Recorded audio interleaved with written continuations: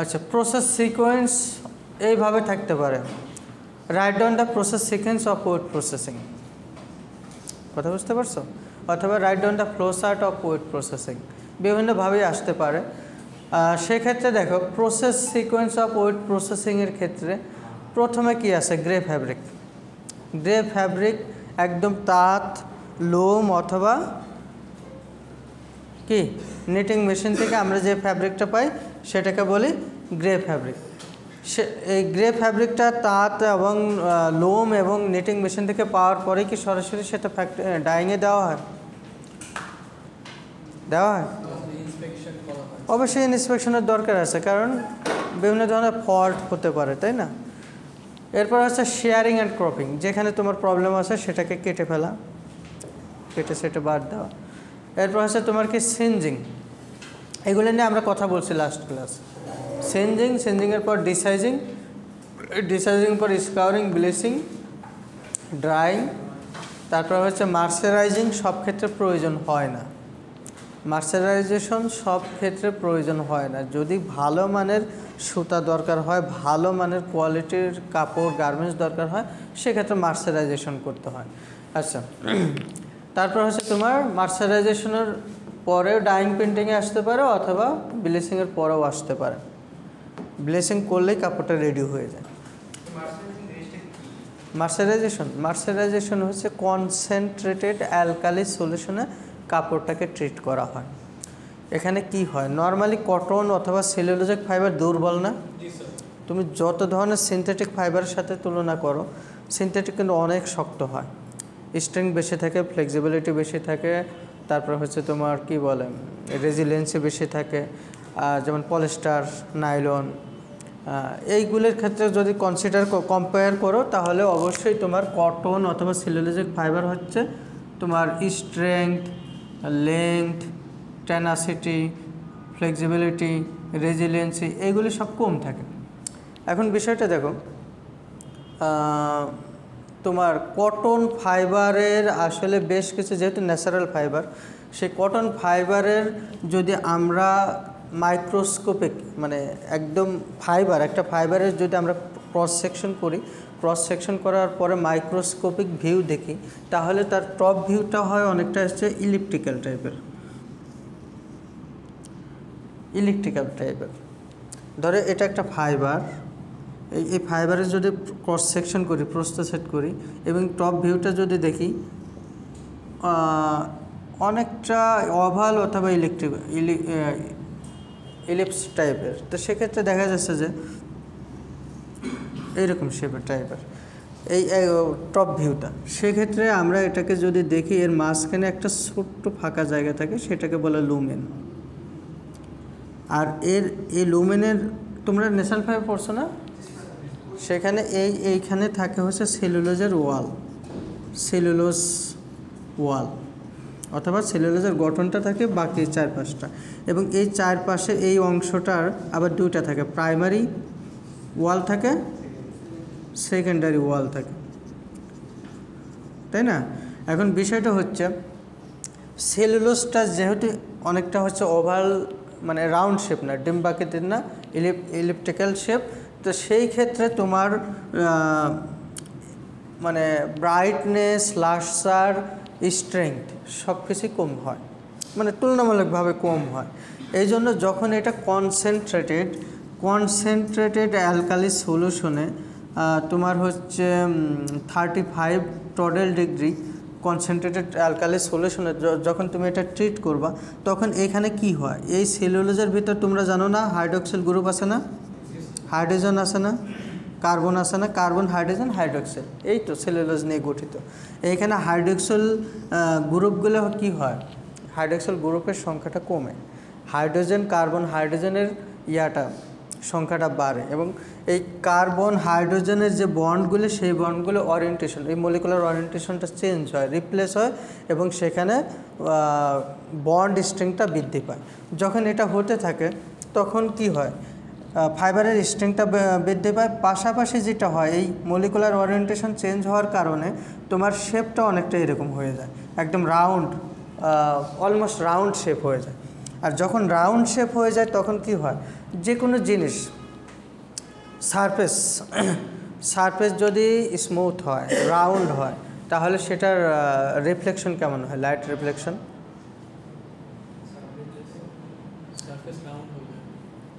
ধরো একটা rough surface, তার উপরে সারফেসের রিফ্লেকশন যেমন লাইট রিফ্লেকশন যেমন হবে, আর একটা রাউন্ড স্মুথ শেপের জন্য রিফ্লেকশন কেমন হবে? একটা হচ্ছে রাফ সারফেস হলে সেখানে হচ্ছে রিফ্লেকশন ডিফারেন্ট অ্যাঙ্গেলে হবে, আর ডিফারেন্ট অ্যাঙ্গেলে যখন হবে তখন কি হবে, সেটার ব্রাইটনেস লাস্টার কম হবে না বেশি হবে? কম হবে না। আর যদি সারফেস যদি তোমার এরকম স্মুথ রাউন্ড শেপ হয় তাহলে এরকম হবে না রিফ্লেকশনগুলো, লাইট অথবা রে রিফ্লেকশনগুলো। আর যদি তোমার সারফেসটা এরকম হয় তাহলে এগুলো এদিকে যাবে, এগুলো এদিকে যাবে, রিফ্লেকশন বিক্ষিপ্ত হবে না? বিক্ষিপ্ত হবে না। তো জেনারেলি উইদাউট মার্সারাইজড কটনের রিফ্লেকশন এরকম হয়, একটু ডাল হয়, গ্রেস টাইপের হয়, কিন্তু যখন এটা মার্সারাইজেশন করা হচ্ছে এটা শেপটা রাউন্ড হয়ে যাচ্ছে। আমরা যখন মার্সারাইজেশন করব তখন এটার মেকানিজম আরও দেখব, 5-6টা ধাপ আছে, সেগুলো দেখাবো কিভাবে হচ্ছে। কিন্তু মানে কমন একটা বিষয় আমি বলে নেই, এই যে শেপটা কি হচ্ছে, রাউন্ড হয়ে যাচ্ছে। যখন শেপটা রাউন্ড হয়ে যাচ্ছে, রাউন্ড শেপের উপরে কোনো লাইট ইনসিডেন্ট হলে, রে ইনসিডেন্ট হলে সেটা রিফ্লেকশনটা হচ্ছে রেগুলার হয় এবং সেটা আমাদের রেটিনাতে আসে খুব সহজে, আমরা এটাকে ব্রাইট দেখি। পাশাপাশি হচ্ছে এর স্পেসিফিক এরিয়া বৃদ্ধি পাচ্ছে, স্পেসিফিক এরিয়া বৃদ্ধি পেলে অ্যাবজর্বেন্সি বাড়তেছে। এটা হচ্ছে মার্সারাইজেশনের মেইন 2টা কাজ, একটা হচ্ছে ব্রাইটনেস লাস্টার বৃদ্ধি করা, আরেকটা 3টা কাজ। আরেকটা বললাম যে এই যে মলিকুলার ওরিয়েন্টেশন চেঞ্জ হওয়ার কারণে স্ট্রেংথ বৃদ্ধি পাচ্ছে, ব্রাইটনেস বৃদ্ধি পাচ্ছে অ্যান্ড ওভারঅল অ্যাবজর্বেন্সি বৃদ্ধি পাচ্ছে। আচ্ছা, এরপর হচ্ছে সরাসরি আমরা ব্লেসিং থেকে প্রিন্টিংয়ে আসতে পারি, ব্লেসিং থেকে ডাইংও আসতে পারি। আর যদি মনে করি যে কাস্টমার ডিমান্ড অনুযায়ী সে অনেক ভালো কোয়ালিটির গার্মেন্টস আসছে, ফ্যাব্রিক্স আসছে, তা অবশ্যই আমরা মার্সারাইজেশন করে নেব। মার্সারাইজেশনের পরে আমরা ডাইং প্রিন্টিংয়ে আসতে পারি। ডাইং জিনিসটা কি, প্রিন্টিং জিনিসটা কি, এক কথায় বলতে গেলে রং করা। আমরা যখন ডাইং প্রিন্টিং করবো তখন বিস্তারিত শিখব। এরপরে আমরা ওয়াশিং করব, সোপিং অথবা ডিটারজেন্ট ওয়াশ করব, ড্রাইং করব, তারপর ফিনিশিং করে এরপরে আমরা প্যাকেজিং করে দেবো। সিনজিং হচ্ছে তোমার ওই যে প্রজেক্টিং ফাইবার, লাস্ট ক্লাসে বলছিলাম, ফাইবারের সারফেস, ফ্যাব্রিকের সারফেসে ছোটো ছোটো ফাইবারের মাথা বের হয়ে থাকে, যেহেতু ন্যাচারাল ফাইবার স্বল্প দৈর্ঘ্যের। একটা ইয়ার্ন কীভাবে তৈরি হয় জানো? ইয়ার্ন কীভাবে তৈরি হয়? অনেকগুলো ফাইবার। একটা ইয়ার্ন কখনো সুতা হাতে নিয়ে দেখছো? একটা সুতা হাতে নিয়ে দেখছো? হ্যাঁ, এই তুমি যাও ল্যাবে যাও, একটা সুতা নিয়ে আসো। একটা সুতা হাতে নিয়ে যদি দেখো, ও আজকে তো আমাদের ল্যাবে ক্লাস নেওয়ার কথা ছিল না? সোমবারে? আচ্ছা যাও, সময় বেশি না। একটা সুতা যদি হাতে নিয়ে দেখো তাহলে কি হবে, এরকম হালকা হালকা মাথা বের হয়ে আসে ফাইবারের। আচ্ছা, ধরো এই সুতাটাকে আমি এত বড় করে দেখব, এই টুকরাকে এত বড় করা যায় না, এত বড় করে দেখা যায় না? আচ্ছা, এই সুতাটা নর্মালি কটন ফাইবারের লেংথ হয় কত? ম্যাক্সিমাম 2 ইঞ্চি, 2-2.5 ইঞ্চি। আর তাও অনেক ভালো লেংথের ফাইবার হলে, তোমার ইজিপশিয়ান কটন হলে, তো সেক্ষেত্রে ধরলাম তোমার এতটুকু দৈর্ঘ্য। তো এই ছোটো ছোটো ফাইবারটা কি হয়, ইয়ার্নের গায়ে এভাবে ঘুরে এসেই তো পাক হয়েই তো ফাইবারগুলো পাক দিছো, অনেকগুলো ফাইবার এভাবে ধরে পাক দিছো, পাক দিয়ে তখন কি হয়, এই ফাইবারটা ইয়ার্নের গায়ে এভাবে ঘুরিয়ে এসেই তো একটা অ্যাটলিস্ট একটা পাক ঘুরলে 360 ডিগ্রি ঘুরলেই তো ওই ফাইবারটা ওই ইয়ার্নের গায়ে লেগে থাকবে নাকি, পাকটা হবে, টুইস্টটা হবে। আচ্ছা দেখো, যদি ফাইবারের লেংথটা বড় হয় তাহলে সে কী করতে পারে, অনেক সময় এই পর্যন্ত যেতে পারে, এই পর্যন্ত যেতে পারে। কিন্তু যদি ছোট হয় তাহলে কি একটা পাখি সে ঠিক মতো দিতে পারতেছে না, ওই হালকা মাথা বের হয়ে থাকতেছে, ইয়ানের গায়ে সে মাথাটা বের করে রাখছে। তাহলে এই যে মাথাগুলো, এই মাথাগুলো যখন একটা ফ্যাব্রিক তুমি উইভ করবা তখন কি হয়, এই যে ইয়ানের উপরে উপর দিয়ে হালকা হালকা বের হয়ে থাকে, বের হয়ে থাকে। তাহলে এই ফাইবারগুলোর জন্য এগুলোকে বলে ফাজিনেস, হেয়ারিনেস। কই ছিল তোমরা?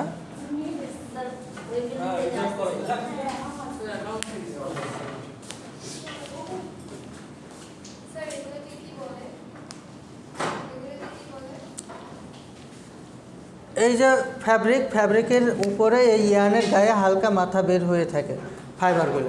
এই ফাইবারগুলো মাথা বের হয়েছে কি কারণে? কারণ ফাইবার পরিপূর্ণভাবে ওই ইয়ানের গায়ে পাক দিতে পারেনি, প্যাচ দিতে পারেনি। ওই শর্ট ফাইবারের কারণে হতে পারে, অথবা বেশি লেংথের কারণে সেটা 2 প্যাচ দিয়েও একটু মাথা বের হয়ে আসে। এইটাকে বলে প্রজেক্টিং ফাইবার। কি? প্রজেক্টিং ফাইবার, অথবা তোমার প্রোট্রুডিং ফাইবার, ঠিক আছে। এবং এর কারণে কি হয়? হ্যারিনেস হয়। কি হয়? হ্যারিনেস। তারপর হচ্ছে পিলিং অথবা ববলিং, যেটাই বলো না কেন, এগুলো হয়। নেপস ডিফারেন্ট কেস। নেপস আমরা যদি একসময় সময় পাই বোঝাবো। নেপস হচ্ছে entanglement of small group of fibre. যখন অনেকগুলো ছোট্ট একটা গ্রুপ, কিছু অংশ ফাইবার একত্রিত হয়ে একটা গুচ্ছ তৈরি করে, নট তৈরি করে, সেটা হচ্ছে নেপস। ওটা পরে দেখাবো আর কি। তাহলে এর সিনজিং হচ্ছে ফ্যাব্রিকের সারফেস থেকে প্রজেক্টিং ফাইবার কাট ডাউন অথবা বার্ন আউট করাই হচ্ছে সিনজিং। ডিসাইজিং হচ্ছে সাইজিং ম্যাটেরিয়াল, এগুলো পড়াইছি লাস্ট ক্লাসে। সাইজিং ম্যাটেরিয়ালগুলো রিমুভ করার জন্য। সাইজিং ম্যাটেরিয়াল কখন দিতে হয়? যখন ওই যে তাতে এক সারি সুতা টানাটানিভাবে দিতে হয়, আর এক সারি সুতা আড়াআড়িভাবে, যেটা ওয়ার পেন থাকে সেই ওয়ার পেনের স্ট্রেংথ, অ্যাব্রেশন রেজিস্ট্যান্স এগুলো বাড়ানোর জন্য সাইজিং করা হয়। কিন্তু ওয়েট প্রসেসিংয়ে এসে এই সাইজিংটা আবার রিমুভ করতে হয়। কেন করতে হয়? লাস্ট ক্লাসে বলেছি।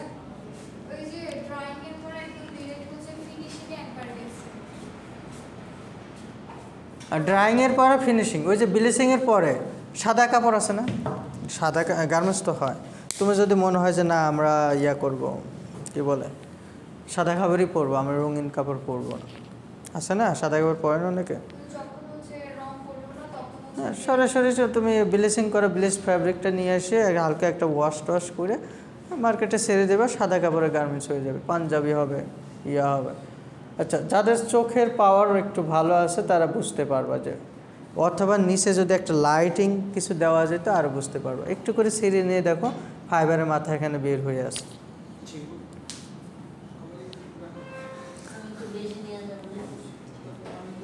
কেন বেশি নিয়ে কি বাসায় আবার কাঁথা সেলাই করবা? এটা খুবই কম দাম, 20-25 টাকা করে।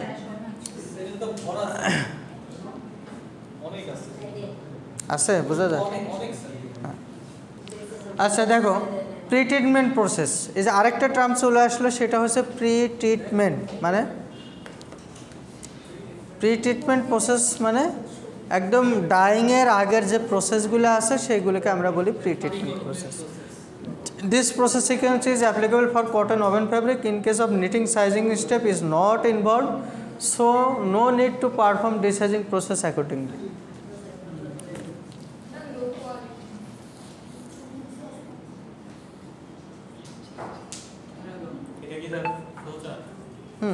ফ্লো চার্ট হচ্ছে কয়েকটা রকম হয়।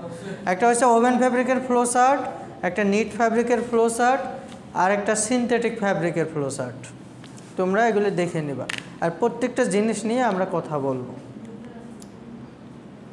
আচ্ছা, এখানে দেখো ইন্সপেকশনে কি কি করা হয়, ইন্সপেকশন সেকশনে কি কি করা হয়। এই কথা শুনতেছো সবাই? ইন্সপেকশন সেকশনে কি কি করা হয়?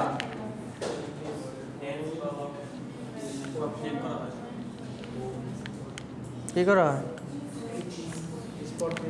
গুড।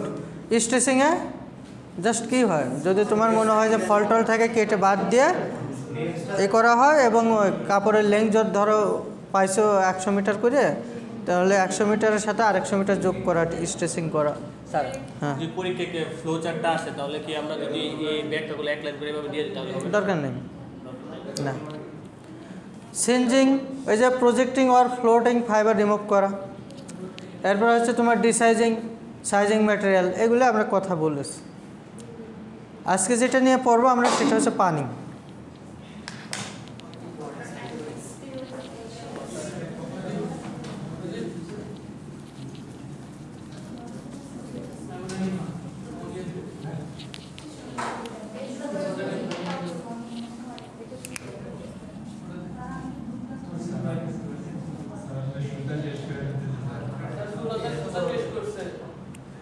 নষ্ট করো না।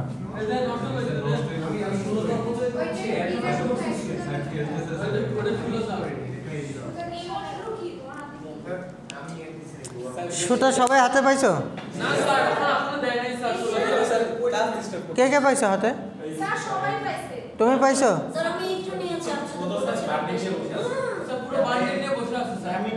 কেন এত নষ্ট করতেছ?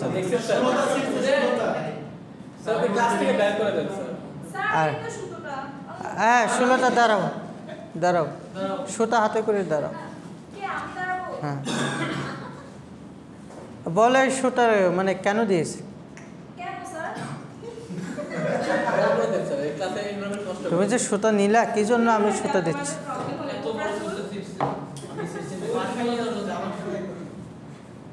কথা সবাই বলো না, বলো সুতা কেন নিয়েছো হাতে? কি জন্য দিতে বলেছ? সামনে চলে আসো, এখানে চলে আসো। আসুক, তোমার বাতাস বেশি লাগবে। সুতাটা দিয়েছিলাম হচ্ছে সুতার গায়ে ছোট ছোট ফাইবারে মাথা বের হয়ে আছে। এটা মানে আমি যে কথাটা বলতেছি এটা প্রমাণ দেওয়ার জন্য। এটা খুব ক্লোজলি, সামনে চলে এসো, ক্লোজলি আমি দেখতে বলছিলাম যে এটা আসলেই এরকম হয় কিনা। এবং এটার এই একটা ইয়ার্নে যদি এরকম ছোট ছোট ফাইবার মাথা বের হয়ে থাকে, যখন এরকম ইয়ার্ন দিয়ে তুমি কাপড় তৈরি করবা তাহলে ফ্যাব্রিক সারফেসটা এক ধরনের কী হয় যে ওই যে অনেক ব্ল্যাঙ্কেট টাইপের একটা ইফেক্ট হয় না, যেটা হচ্ছে কেন হয়? ধরো একটা রাফ সারফেস অথবা তোমার এরকম ফাজিনেস টাইপের সারফেস, তার হচ্ছে রিফ্লেকশন অনেক কম হয়, দেখতে আমাদের কাছে ডাল লাগে। আর যদি এই প্রজেক্টিং ফাইবারগুলো ফ্লোটিং ফাইবারগুলো কেটে দাও না, তাহলে রিফ্লেকশন অনেক বেশি হবে, তখন ওটার ব্রাইটনেস বেশি হবে। আর আমরা সবসময় চকচকে জিনিস বেশি পছন্দ করি, তাই না? ব্রাইটনেস জিনিস বেশি। যখন একটা গার্মেন্টস কিনতে যাই তখন সেটা হচ্ছে চোখে ধরতে হয়। এটা হচ্ছে কি psychometric view of colour vision.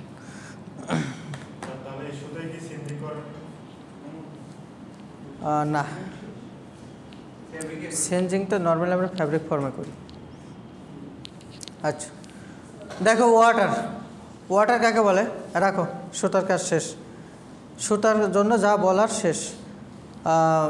পানি কাকে বলো? বলো, হোয়াট ইজ ওয়াটার? পানি কাকে বলে?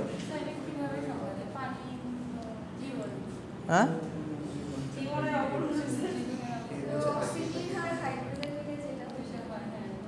পানি কাকে বলে? বরিশাল না? বরিশাল, গাজীপুর। পানি কাকে বলে জানো না? পানি কাকে বলে?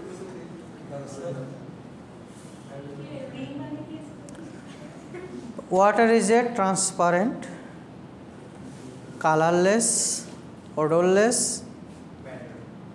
liquid.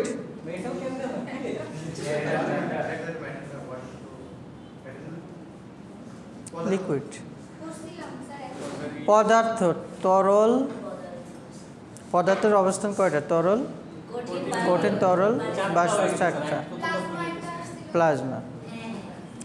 তাহলে তোমার একটা পদার্থ ঠিক আছে, ম্যাটার বলতে পারতাম, মেটাল না, মেটাল বলা যাবে না, ম্যাটার। তাহলে water is a odorless, colorless, transparent liquid which can create the seas, rivers, lake, ocean, rain, and which is the key sources of living organism. ছোট ছোট অণুজীবগুলো এটাতে বাঁচে না, এবং যত ধরনের লিভিং অর্গানিজম আছে সবগুলো তো এর উপর ডিপেন্ডেন্ট, তাই না?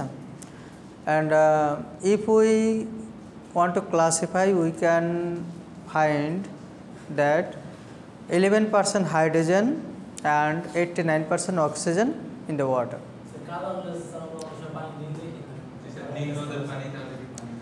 ওটা নীল নদের পানি, নীল না তো পাগল। লোহিত সাগরের পানি লাল না।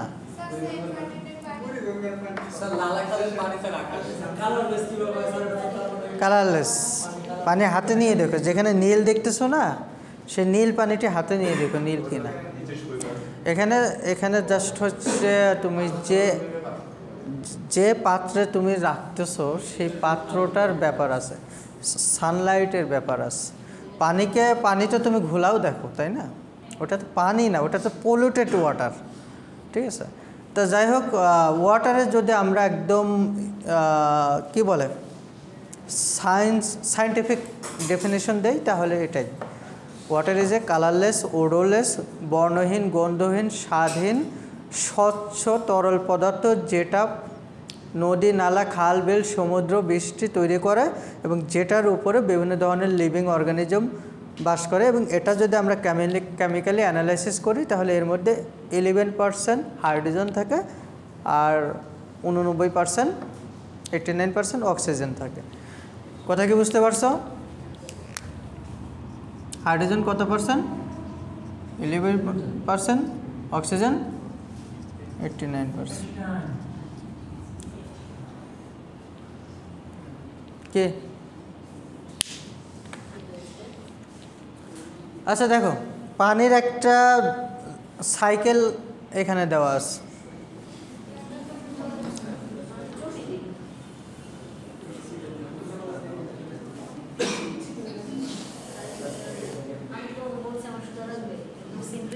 সুতার পাঠ শেষ হয়ে গেছে, আবারও কেন কথা? সাইড টক করা যাবে না, ঠিক আছে? ক্লাস ভালো না লাগলে সুন্দর করে চলে যাবে, তোমাদের অ্যাটেন্ডেন্স হয়ে গেছে। কথা বুঝতে পারছো? অ্যাটেন্ডেন্স হয়ে গেছে, হ্যাঁ সবারটাই এখানে ঢুকছো মানে তোমাদের অ্যাটেন্ডেন্স হয়ে গেছে, এখন চলে যাও, সমস্যা নেই। কিন্তু ক্লাসে থাকলে এইদিকেই মনোযোগ থাকতে হবে। কথা ক্লিয়ার? আমি কিন্তু ক্লাস থেকে বের করেও দিই এবং পুরো সেমিস্টারে কিন্তু আর ক্লাসে ঢুকতেও পারবে না, সেটাও কিন্তু করি। তো সো বি কেয়ারফুল। আচ্ছা দেখো, এই যে গাছের কয়েকটা ফাংশন এখানে আছে। দেখো, সে রুট অথবা শিকড় দিয়ে কী হচ্ছে, পানি শোষণ করতেছে। সেখান থেকে কি হচ্ছে, অতিরিক্ত পানিটা সে খাবারের জন্য কিছুটা প্রসেসিং হচ্ছে, এরপরে অতিরিক্ত পানিটা সানলাইটের থেকে মানে হিটের কারণে সেটা কি করতেছে, ইভাপোরেট হচ্ছে, ট্রান্সপোর্টেশন হয়ে সেটা এয়ারে যাচ্ছে, সেইগুলো আবার ঘনীভূত হচ্ছে, কনডেনসেশন হয়ে মেঘ হচ্ছে, সেই কনডেনসেশন আবার হওয়ার পরে দেন সেখান থেকে আবার রেইন হচ্ছে, প্রেসিপিটেশন হচ্ছে। সেই জিনিসগুলো যেখানে দেওয়া আছে, প্রেসিপিটেশন আবার ইভাপোরেশন হচ্ছে, এটা হচ্ছে তোমার সাইকেল আকারে কন্টিনিউয়াসলি হচ্ছে। আচ্ছা এখন দেখো, তাহলে ওয়াটার ডেফিনেশন কি বুঝতে পারছো? এখন আসে সোর্সেস অফ ওয়াটার। একটু পরও তো দেখো তো বোঝো কি না, সহজ জিনিস, খুবই সহজ জিনিস।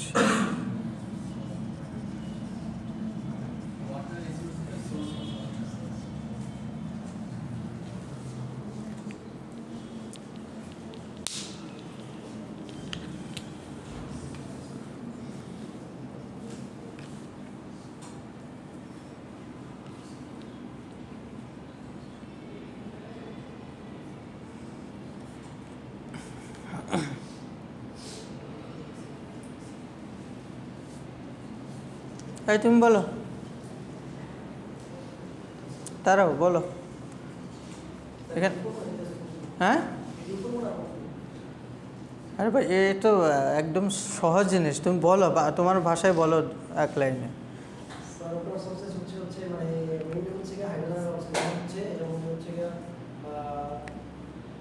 পড়ছো? পড়ো নাই? দাঁড়া পড়ো। এই তুমি বলো, নাম জানো কি? সুলতা, পড়ো, বলো যে এখানে আসলে কি বলছে, তোমার কথায় 1-2 লাইনে বলো আর।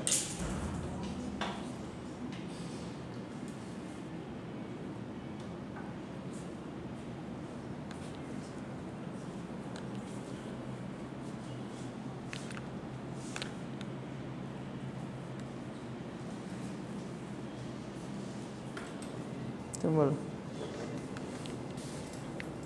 আমরা পানি হচ্ছে এগ্রিকালচার ইন্ডাস্ট্রিয়াল ইউজ করি, আমাদের মানে মানুষের জন্য হচ্ছে ফ্রেশ ওয়াটার, আমাদের মানুষের কাজে ফ্রেশ ওয়াটারের বেশিরভাগ প্রয়োজন। পৃথিবীতে যত পানি আছে তার মধ্যে 97% হচ্ছে সল্ট ওয়াটার, ফ্রেশ ওয়াটার 3%, এর মধ্যে 2 ভাগই হচ্ছে বরফ, ঢাকার বাকিগুলো আমরা নর্মালি পাই হচ্ছে। বুঝতে পারছো? বসো। স্যালাইন ওয়াটার, সল্ট ওয়াটার বুঝো কোথায় পাওয়া যায়? সুইমিং পুলে? সুইমিং পুলে পাও না? তোমাদের অভিজ্ঞতা নাই? আচ্ছা, সমুদ্র, সাগরে এসব পানি তো মানে পৃথিবীতে যত পানি আছে তার 97% ওয়াটারই হচ্ছে এইখানে, এবং এগুলো সব হচ্ছে লবণাক্ত পানি। আর বাকি 3% ওই যে তোমার আইস ক্যাপ, 3%-এর মধ্যে মানে 2/3 হচ্ছে তোমার ওই মেরু অঞ্চলে থাকে, বরফ আকার, আইস ক্যাপ আকার, গ্লাসিয়ার্স। আর বাকি 1 ভাগ এগুলো হচ্ছে আসলে খাওয়ার জন্য, যেমন বৃষ্টির পানি, লেক, রিভার, হ্রদ, এইগুলিতে আমরা পেয়ে থাকি। আচ্ছা, সোর্সগুলি নিয়ে একটু কথা বলবো। প্রথমে দেখো রেইন ওয়াটার, বৃষ্টির পানি। এই জিনিসটা কি বৃষ্টিকে কখনো দেখো নি এরকম আসো? বৃষ্টির পানিকে পৃথিবীর ওয়ার্ল্ডস পিউরেস্ট ওয়াটার বলা হয়ে থাকে, ঠিক আছে? বৃষ্টির পানি হচ্ছে পৃথিবীর সবচেয়ে বিশুদ্ধ পানি, কিন্তু বাংলাদেশের ঢাকা শহরে যে বৃষ্টি হয় সেই বৃষ্টির পানি বিশুদ্ধ না। সালফার ডাইঅক্সাইড থাকে, সেটা হচ্ছে সালফারিক অ্যাসিডে কনভার্ট হয়। নাইট্রাইট থাকে, সেটা নাইট্রিক অ্যাসিডে কনভার্ট হয়। এবং মাঝে মাঝে তোমাদের এই ছোট্ট লাইফে শুনছো কি না যে কোথাও কোথাও অ্যাসিড বৃষ্টির কথা শোনা যায়, নিউজ হয়, এবং যে বৃষ্টির ফোঁটাটা গায়ে পড়লে স্কিনটা ডিজিজ হয়, হালকা পুড়ে যাওয়ার মতো হয়, ফোসকা পড়ে। তো এইগুলো হচ্ছে অ্যাসিড রেইন। এটা কেন হয়? বাতাসে প্রচুর পরিমাণে sulphur dioxide, carbon monoxide, nitrite, এই জাতীয় গ্যাসগুলো যদি তোমার বাতাসে থাকে তাহলে বৃষ্টি পড়ার সময় H2O অথবা পানির মলিকুলগুলো ওর সাথে বিক্রিয়া করে সালফারিক অ্যাসিডে কনভার্ট হয়, নাইট্রিক অ্যাসিডে কনভার্ট হয়, কার্বনিক অ্যাসিডে কনভার্ট হয়। এই হওয়ার কারণে এইগুলো এতক্ষণ অ্যাসিড হয়, এবং এটা ফসলের জন্য ক্ষতিকর, পশু পাখির জন্য ক্ষতিকর। কথা কি বুঝতে পারছো? আচ্ছা, তাহলে রেইন অথবা rain collected immediately after precipitation is the purest of all natural water. বৃষ্টির পানি যদি তুমি মনে করো সরাসরি খেতে পারবা, কিন্তু ঢাকা শহরে একদম ক্যাটস অ্যান্ড ডগস রেইন, এই টাইপের রেইন, মানে মুষলধারে বৃষ্টি শুরু হয়েছে, এই শুরু হওয়ার পরে 15 থেকে 20 মিনিট পরে অথবা 30 মিনিট পরে যে পানিটা পাবে সেই পানিটা একদম পিউরেস্ট ওয়াটার। ওই পানিটা তুমি খেতে পারবা, কারণ যখন বৃষ্টিটা শুরু হয় এই যে গ্যাসগুলো থাকে। পাশাপাশি ঢাকা শহরে যদি তুমি দেখো বাতাসে ধূলিকণার পরিমাণটা মেজার করো, দেখবা যে পৃথিবীতে এত ধূলিকণা আর নাই। মনে হয় যে মুম্বাই ও নয়াদিল্লি আছে, এর বাইরে আর কোথাও নেই। তাহলে এই ধূলিকণাগুলো বৃষ্টির পানির সাথে মিশে মাটিতে পড়ে, গ্যাসগুলোও মিশে যায়। এই জন্য 15 থেকে 30 মিনিট পরে যে পানিটা পাবে সেটা পিউরেস্ট ওয়াটার। আর গ্রামে গঞ্জে অথবা যেখানে বন টন আছে সেখানে 5-10 মিনিট পরের পানিটাই পিউরেস্ট ওয়াটার। কথা কি বুঝতে পারছো? এরপর আসো, it may contain traces of gases dissolve out of atmosphere and possibly and almost infinitely small amount of finely divided solid matter derived from the air. ঠিক আছে, ওই যে একটু আগেই যে বললাম যে বিভিন্ন ধরনের গ্যাস থাকে, সেই গ্যাসগুলো এর সাথে যোগ হতে পারে। তারপর it also contain dissolve or suspended impurities such as should traces of sulphur dioxide. এটাও তো বললাম, সালফার ডাইঅক্সাইড, সেটা সালফারিক অ্যাসিড হচ্ছে, নাইট্রেট, কার্বন ডাইঅক্সাইড, অ্যামোনিয়া, এগুলো হচ্ছে। এরপর হচ্ছে suspended impurities present in it can be filtered by using sand bed. আর বৃষ্টির পানি তারপরে যদি তোমার কনফিউশন থাকে, তুমি হচ্ছে বালি একটা বেডের মধ্যে বালি রেখে নিচে হচ্ছে হয়তো একটা বেড বিছাইলা, তারপরে বালির একটু পরিষ্কার বালি রাখলে, তার উপর দিয়ে পানিটা চালনা করে নিচে তুমি সেই পানিটা ধরে সেটা খেতে পারবা। এবং সেটা টেক্সটাইলে মানে পৃথিবীতে যত পানি আছে ডিরেক্টলি অ্যাপ্লিকেবল হচ্ছে রেইন ওয়াটার টেক্সটাইল প্রসেসিংয়ের জন্য। আইডিয়াল ওয়াটার বলা হয় rain water for textile different processes. এরপর আসে কি সারফেস ওয়াটার। সারফেস ওয়াটার কোনগুলা? হ্যাঁ, এইগুলো হচ্ছে তোমার সারফেস ওয়াটার, লেক, পন্ড, রিভার। আচ্ছা, সারফেস ওয়াটারের মধ্যে তুমি একটু চিন্তা করে দেখো, সারফেস ওয়াটার মানে নদী কিভাবে তৈরি হয় জানো? ঝর্ণা থেকে, তাই না? লেক, রিভার এগুলো এভাবে তৈরি হয়। আচ্ছা, যখন ঝর্ণাগুলো আসে, ঝর্ণা কি বাতাসে ভেসে ভেসে আসে? কীভাবে আসে? স্রোতের মধ্যে? বৃষ্টির পানি হোক, সেটা নদী যে হচ্ছে, নদীতে আসে কিভাবে? মানে এই পাহাড়, মাটি এভাবে মানে বেয়ে বেয়ে আসতে থাকে, তাই না? তার মানে কি সয়েল কানেক্টেড থাকে, আর সয়েল, মিনারেল, বিভিন্ন ম্যাটার এই সারফেস ওয়াটার ডিজলভ থাকে। আচ্ছা, আর বিভিন্ন ধরনের ব্যাকটেরিয়া থাকতে পারে। আর কি ধরনের ম্যাটার থাকে সেটা হচ্ছে chloride, sulphate, carbonate, bicarbonate, sodium, potassium, calcium. হ্যাঁ, এই পানি হচ্ছে ডাইং পেন্টিংয়ের জন্য সুইটেবল না। এরপর আসে সাবসয়েল ওয়াটার। সাবসয়েল কি?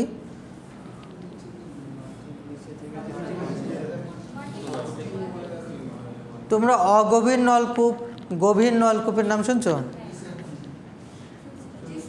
বরিশালে সব গভীর নলকূপ, 500-600 মিটার। কারণ ওই দক্ষিণবঙ্গের পানিটা মানে যে 100-200 ফিট, 200 মিটার নিচ থেকে যদি তুলো, ওই পানিটা আসলে ভালো না, লবণাক্ত।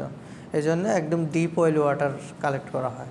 আর উত্তরবঙ্গ অথবা এই যে আশেপাশে এগুলো 100-200 ফুট নিচে থেকেই ভালো, এগুলো বলে সাবসয়েল ওয়াটার।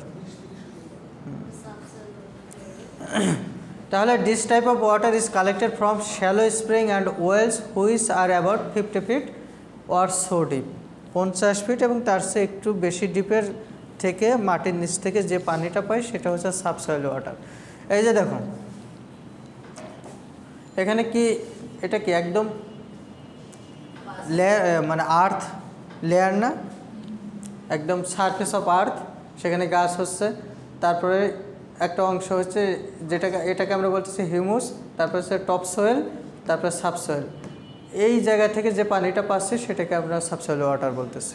এটাকে কি বলতেছি? সাবসয়েল। তারপর হচ্ছে তোমার গ্রাউন্ড ওয়াটার, তারপর হচ্ছে ওয়েদার্ড রক ফ্র্যাগমেন্ট আছে, বিভিন্ন শিলা টিলা, মিনারেল শিলা থাকে আর কি, বেড রক আছে, আরও কঠিন শিলা। তা এইখান থেকে আমরা যে পানিটা পাচ্ছি এটা হচ্ছে তোমার সাবসয়েল। এখন দেখো ওই স্তরে যে পানিটা আসতেছে, কোথা থেকে আসতেছে?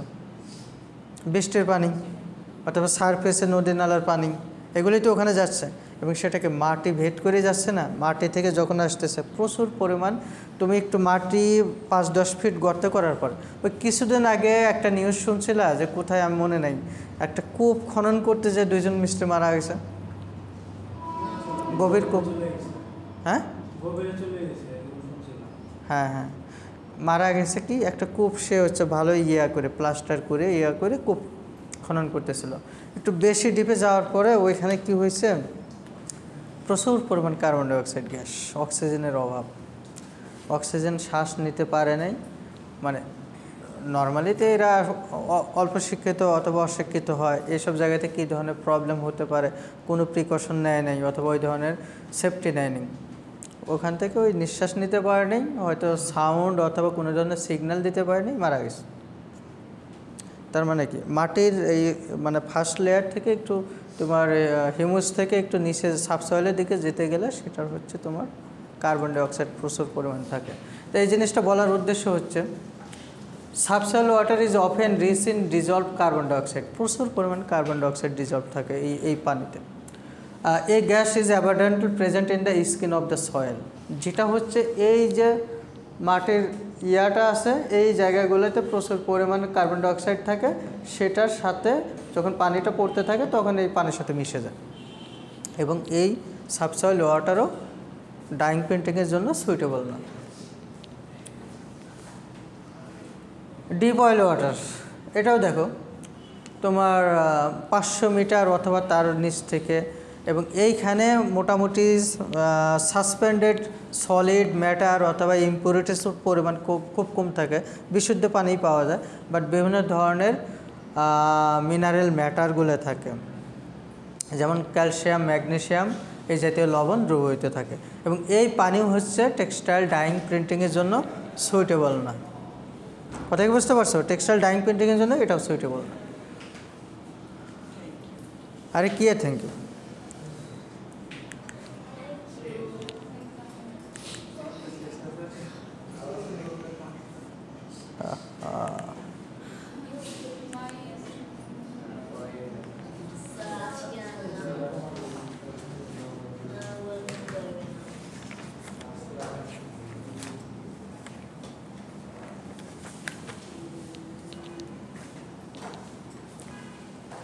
এখন দেখো, আচ্ছা এই যে পানিটা এতক্ষণ আমরা পড়লাম, তোমাদের মনে কি কোশ্চেন যাচ্ছে এগুলো কেন পড়তেছি?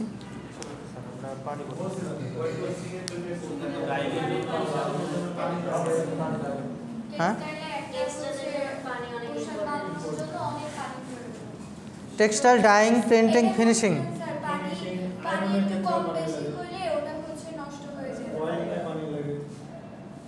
পানি কম বেশি হলে নষ্ট হয় না, কিন্তু পানিতে কোনো ঝামেলা থাকলে সব প্রসেস নষ্ট হয়ে যায়। ঠিক আছে, একটা এক্সাম্পল দিয়েছিলাম যে কাপড় থেকে তেল চর্বি মোম দূর করব। কি দিয়ে দূর করব? অ্যালকালি দিয়ে, ক্ষার দিয়ে। এখন এই ক্ষার যদি কাজ না করে তাহলে তেল চর্বি মোম দূর হবে? তো সেই ক্ষারকে ইনঅ্যাক্টিভ করে দেয় কে? পানিতে ক্যালসিয়াম ম্যাগনেসিয়াম থাকলে। টেক্সটাইল ইন্ডাস্ট্রিজে যত পানি ইউজ করা হচ্ছে সব হচ্ছে ডিপ অয়েল ওয়াটার। কোন ধরনের ওয়াটার? ডিপ অয়েল ওয়াটার, মানে একদম এটাকে কি বলে, গভীর নলকূপের মতো, সাবমার্সিবল পাম্প এরকম কি বলে না, একদম অনেক গভীর থেকে পানিটা তুলে একটা স্টোরেজ ট্যাঙ্কে রাখে, সেখান থেকে নিয়ে WTPতে রাখে। WTP কি?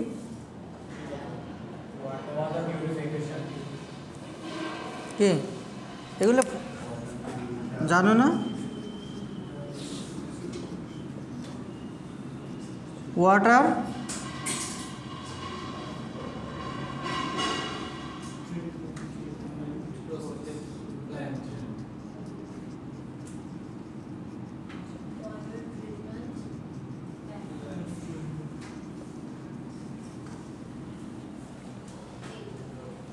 আমরা WTPতে আছে। আচ্ছা কি বলতেছেন? হ্যাঁ হ্যাঁ হ্যাঁ, ডাইং করার পরে যে পানিটা পায় সেই পানিটা ইটিপিতে দেওয়া হয়। আচ্ছা তোমরা গাজীপুর, নারায়ণগঞ্জ এগুলো যাও না কখনো? নদী দেখো, হ্যাঁ যে নদী হোক, ছোট খাল, নদী, এগুলো দেখো। হ্যাঁ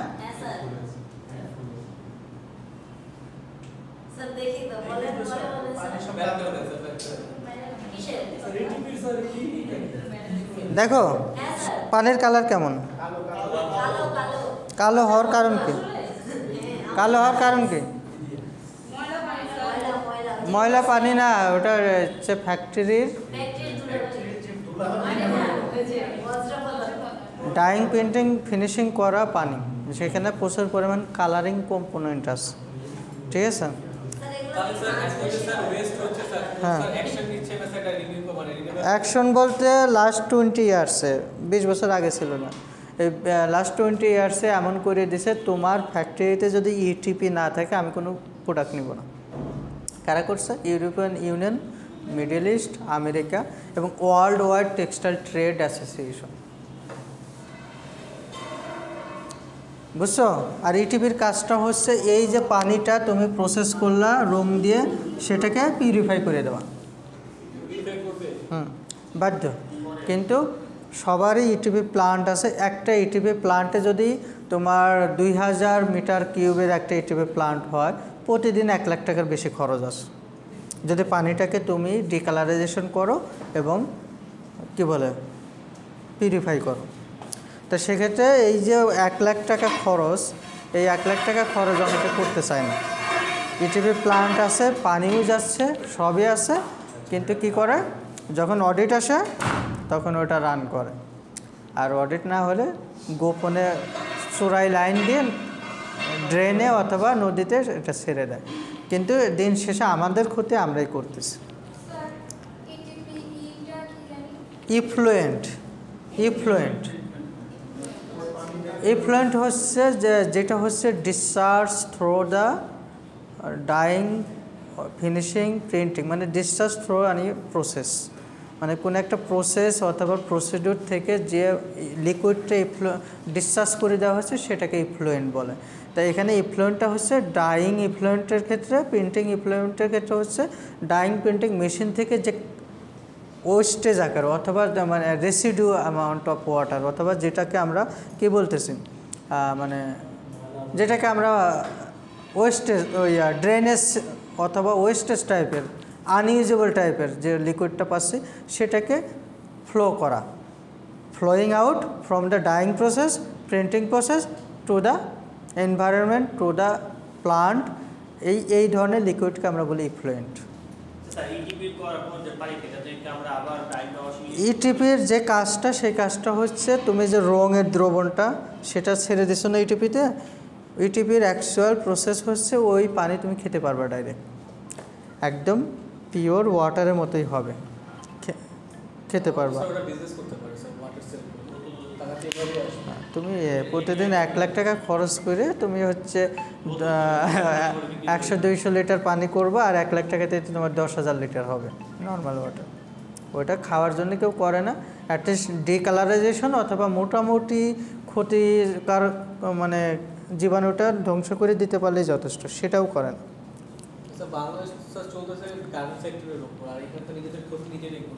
হ্যাঁ, তোমার উন্নত দেশগুলোর কোনো টেক্সটাইল ডাইং প্রিন্টিং আছে, গার্মেন্টস আছে, আমেরিকাতে আছে, তুমি ফ্রান্সে আছে জানো?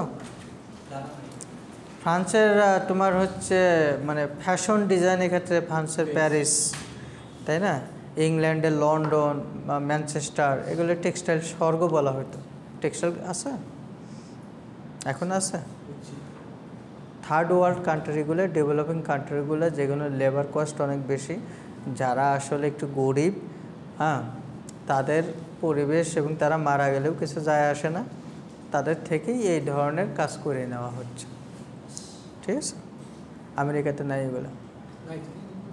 আমেরিকাতে টেক্সটাইল ইঞ্জিনিয়ার আছে, ফ্যাশন ডিজাইনার আছে, হ্যাঁ, এদের কাজ হচ্ছে ওখানে বসে বসে নতুন নতুন ডিজাইন করতেছে, তাদের বেতন তোমাদের আমাদের 1000 গুণ বেশি, তারা সেই ধরনের কাজই করতেছে, টেক্সটাইল নিয়ে তারা বেশি রিসার্চ করতেছে, কিন্তু ঘটনা হচ্ছে কাজ লেবারেজ জব আমরা করতেছি, ঠিক আছে? এই জন্য এটা হচ্ছে পরিবেশের জন্য তুমি যত যাই করো না কেন পরিবেশকে কন্ট্রোল করা পসিবল না, যার কারণে ওরা এগুলো সব বের করে দিছে। তোমরা 60-এর শিল্প বিপ্লব হয়েছিল 1960-এ ইংল্যান্ডে, জানো তো?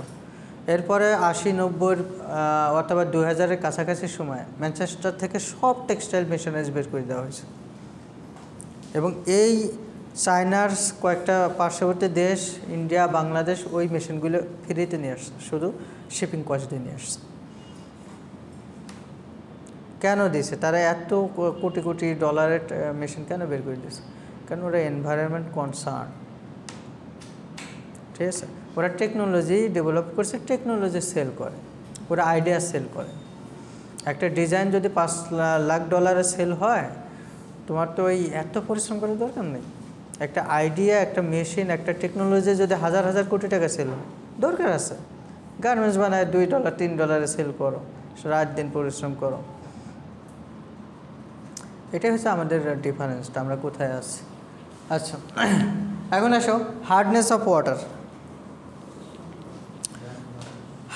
হার্ডনেস জিনিসটা কি? হার্ডনেস কাকে বলে? হ্যাঁ, হার্ডনেস কাকে বলে? না না, তুমি কি অ্যাকচুয়ালি পড়ার প্রতি তোমার কনসেন্ট্রেশন নাই? প্রত্যেক ক্লাসে এরকম? আচ্ছা দাঁড়াও, আমি তো দেখতেছি। এই তুমি বলো হার্ডনেস কি? তুমি আমার কথা শুনতেছো? বলো হার্ডনেস অফ ওয়াটার, এটার মানেটা কি এই লাইনটার?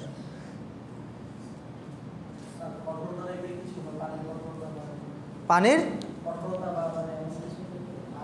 কঠোরতা, কঠোরতা। গুড। তুমি এই সামনে বলো, সাদা shirt. Hardness of water, hard মানে কি? শক্ত। Hardness of water pH, pH কাকে বলে? দাঁড়াও দাঁড়াও, বলো বলো। বাহ, এটা বলতে পারলে না, আর কারে বলো? এই ইঞ্জিনিয়ার বলো, হার্ডনেস অফ ওয়াটার বলো। হ্যাঁ, পিএইচ কাকে বলে বলো? কোনো দ্রবণের, দ্রবণ ছাড়া পিএইচ কোত্থেকে আসবে? কোনো দ্রবণের হাইড্রোজেন আয়নের কনসেন্ট্রেশনের অথবা গাঢ়ত্বের লগারিদমের ঋণাত্মক মানকে পিএইচ বলে। হয় নাই? হয়েছে? খুবই সুন্দর জিনিস, সহজ জিনিস। হার্ডনেস অফ ওয়াটার মানে হার্ডনেস হচ্ছে খরতা, হার্ড ওয়াটার মানে খর পানি। ঠিক আছে? পানিতে যদি ক্যালসিয়াম ম্যাগনেসিয়ামের লবণ দ্রবীভূত থাকে তাহলে ওই পানি খর হয়। খর, হার্ডনেস। পানিতে যদি ক্যালসিয়াম ম্যাগনেসিয়াম দ্রবীভূত থাকে, ওই ক্যালসিয়াম ম্যাগনেসিয়ামের বিভিন্ন ধাতব লবণ দ্রবীভূত থাকে তাহলে পানি খর হয়। ওই পানিকে খর পানি বলে, হার্ড ওয়াটার বলে। কারণ খর জিনিসটা কি এটা আমি আসলে বলতে পারবো না। হ্যাঁ, এটা ভাই তোমার আমার জন্য সমস্যা না তো, আমরা পড়তেছি টেক্সটাইলের জন্য। ঠিক আছে? কারণ এই দুইটা লবণ, বিশেষ করে ক্যালসিয়াম কার্বনেট, এটা হচ্ছে যতটা ক্ষতিকর আর কোনো কিছু এত ক্ষতিকর না, প্রত্যেকটা প্রসেসটাকে নষ্ট করে দেয়। আচ্ছা, জেনারেলি সোপ ক্রিয়েট। আর যদি হার্ডনেস অফ ওয়াটারে যদি আমরা ডেফিনেশনে যাই অথবা বুঝতে চাই, নর্মালি কি হয়, বাসা বাড়িতে একদম গ্রামের বাড়িতে টিউবওয়েল আছে, এরকম কার আছে? টিউবওয়েল আছে। টিউবওয়েলে কি আয়রন পরে দেখছো? যে জগ মগ অথবা বালতিতে কন্টিনিউয়াসলি এটা ইউজ করার পরে নিচে আয়রন জমা পড়ে না? আচ্ছা, এখন সেই টিউবওয়েলে, যে টিউবওয়েলের পানিতে আয়রন বেশি, সেখানে যখন হচ্ছে তুমি কাপড় চাপড় ধোও, কখনো নিজে ওয়াশ করছো কখনো নিজের কাপড়? অন্যটা তো করোই না, এটা আমি কনফার্ম। কারণ আমার আম্মা বেঁচে থাকতে আমি নিজে আমার আম্মার কাপড় ধুয়ে দিতাম, আমি নিজেরটা তো ধুইতাম। তাই তোমরা তো এই জেনারেশন এটা মনে করেন, করছো? আচ্ছা, সেখানে যেটা আয়রন একটু বেশি, সাবান প্রচুর ক্ষয় হয়, কিন্তু ফেনা উৎপন্ন হয় না। কারণ সাবানই কাজ করে। সাবান কখন কাজ করে? যখন প্রচুর পরিমাণ লেদার ফর্ম হয় অথবা ফোম জেনারেট হয়, তখনই তো সেটা কাজ করে। আমরা মেকানিজম পড়ব। কিন্তু যখন এই পানিতে সাবান সহজে ফেনা তৈরি করতে পারে না, লেদার তৈরি করতে পারে না, তখন সাবানের অপচয় হয়। এটা দ্বারা আমরা একটা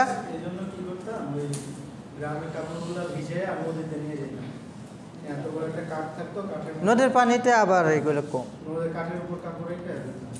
ক্যালসিয়াম থাকে না নদীর পানিতে, ক্যালসিয়াম ম্যাগনেসিয়াম এগুলো সাসপেন্ডেড অবস্থায় থাকে, খুবই কম পরিমাণ থাকে।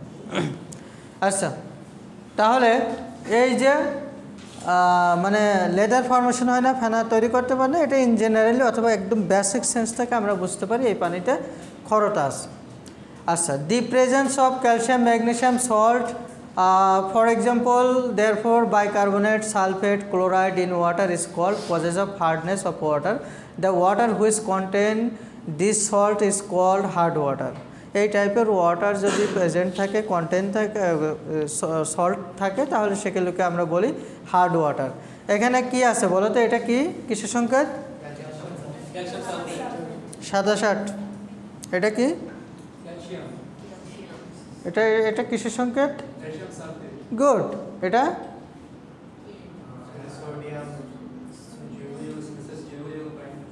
হ্যাঁ কি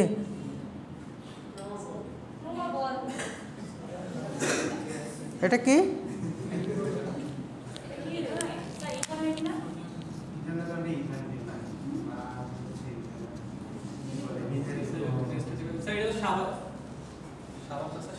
সাবান হতে যে হয়নি, বলো এটা কি? সাবান হতে গেছিল কিন্তু হয়নি। হ্যাঁ ব্লিচিং, ব্লিচিং হচ্ছে কে ছিল, ও ছিল, ছিল।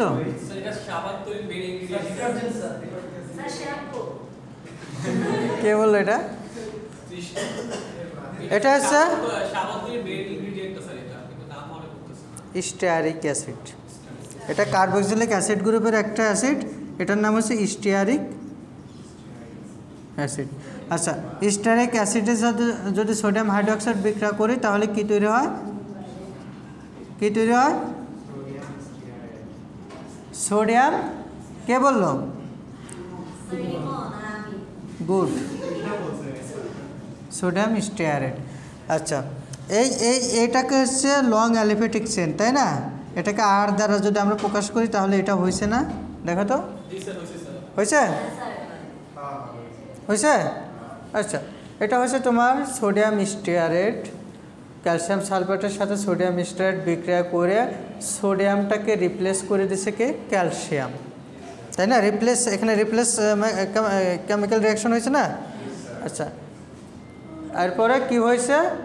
এই সাবানটা কি এখন আর সাবান আছে? আচ্ছা, সাবানের ডেফিনেশন তোমরা জানো?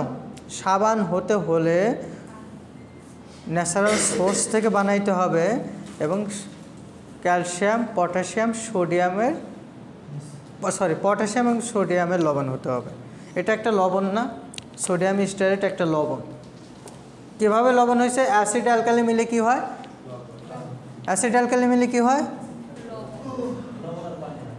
এই ইঞ্জিনিয়ার, অ্যাসিড এবং অ্যালকালি মিলে কি হয়? ভাই তোমরা আমার ক্লাস করতে ভালো লাগে নাকি ভালো লাগে না, নাকি বোঝোই না কিছু? আমি এটা আসলে কনফিউজড হয়ে গেছি। অ্যাসিড অ্যালকালি মিলে কি হয়? লবণ হয় না? শিওর? আচ্ছা, তাহলে এটা একটা লবণ, তাই তো? সোডিয়াম স্টিয়ারেট একটা লবণ। আচ্ছা, সেই লবণটা দেখো, এখানে কি ছিল? সোডিয়ামের লবণ ছিল, সেটা সাবান ছিল। কিন্তু যখনই ক্যালসিয়ামটা কি এই পানিতে এঁটেছিল, ক্যালসিয়াম সালফেট পানির মধ্যে, যেটা মাটির নিচ থেকে পানিটা তুলছো, সেই ক্যালসিয়ামটা কি করতেছে? সাবানের সোডিয়ামটাকে সরাই দিচ্ছে। এখন আর ক্যালসিয়াম স্টিয়ারেট হয়েছে। ক্যালসিয়াম স্টিয়ারেট কি সাবান বলতে পারি? না। তো যদি ক্যালসিয়াম স্টিয়ারেট কি ফেনা উৎপন্ন করে, পরিষ্কারক হিসেবে কাজ করে? করে না। তাহলে কি সাবান কি অপচয় হচ্ছে না? সাবানটা অন্য একটা সল্টে রূপান্তরিত হয়েছে, যেটার কোনো ক্লিনিং এফিসিয়েন্সি নেই, পরিষ্কার করতে পারে না। কথা কি বুঝতে পারছো? কী কারণে হলো? পানিতে ক্যালসিয়াম সালফেট ছিল, এই ক্যালসিয়াম মেটালটা কি করতেছে? সাবানের সোডিয়াম পার্টটাকে সরায় রিপ্লেস করে দিয়ে ওই পুরো সল্টটাকে, বুঝছো? সবাই ক্লিয়ার? এইভাবে সাবান অপচয় হচ্ছে। বোঝো নাই অনেকে, ও বুঝছে, বোঝাই দিয়ে বাকি সবাই। আচ্ছা, সিমিলারলি দেখো, এই যে সোডিয়াম সালফেট, একটা জিনিস মাথায় রাখো, একটু তোমরা কি নোট করো? আদৌ নোট করো না। এই তোমার খাতাপত্র কই? মানে ওর হাসি দেখলে আমার হাসি পায়। তুমি কি এমনি হাসো? তা হাসবা, কিন্তু তোমার পড়াশোনা করে তো হাসতে হবে নাকি?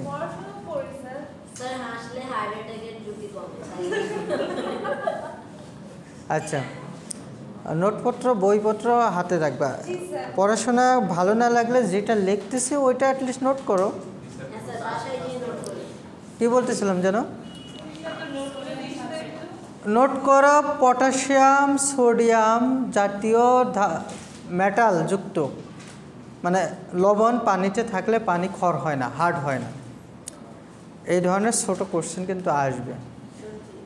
সোডিয়াম পটাশিয়ামের লবণযুক্ত, সোডিয়াম পটাশিয়ামের ধাতুযুক্ত, সোডিয়াম পটাশিয়াম ধাতুযুক্ত লবণ পানিতে দ্রবীভূত থাকলে পানি ক্ষয় হয় না।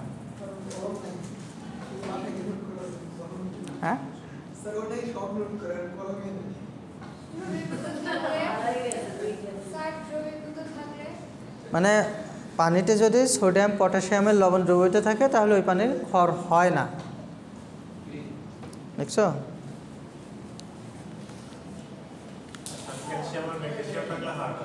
হ্যাঁ।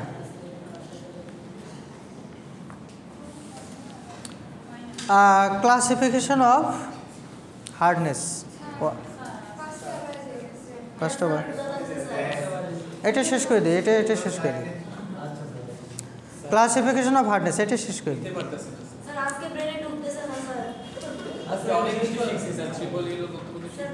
আচ্ছা ঠিক আছে, এটাই আমি শেষ করে দেব। কয় ধরনের? একটা টেম্পোরারি আর একটা, এটা কি মনে থাকবে? অস্থায়ী আর স্থায়ী। অস্থায়ী কাকে বলে, স্থায়ী কাকে বলে নেক্সট ক্লাসে আমরা দেখি।